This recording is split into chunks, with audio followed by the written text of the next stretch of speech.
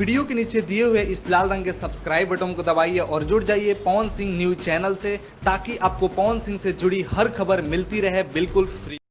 नमस्कार दोस्तों, आप देख रहे हैं पीएस फैंस क्लब और पीएस फैंस क्लब में आप सभी लोगों का एक बार फिर से स्वागत है। दोस्तों, इस वीडियो में हम बात करने वाले हैं पावर स्टार पवन सिंह जी के काफ़ी सुपर डुपर हिट गाना लाल घाघरा के बारे में।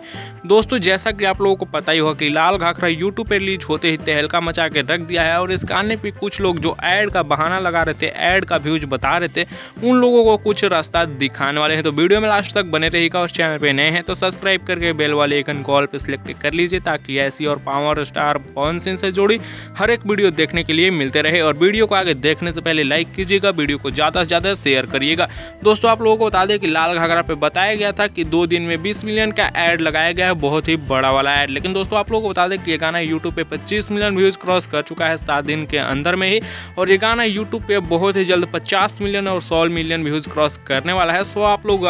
सो आप लोग इस गाने को और ज़्यादा से ज़्यादा सुनिए और शेयर करिए, दबा के लाइक कमेंट करते रहिए। वैसे दोस्तों, आप लोगों को क्या लगता है कि पावर स्टार पवन सिंह जी का गाना लाल घाघरा कितना जल्दी 100 मिलियन व्यूज क्रॉस करने वाला है? आप लोग अपना राय नीचे कमेंट्स में ज़रूर बताइएगा।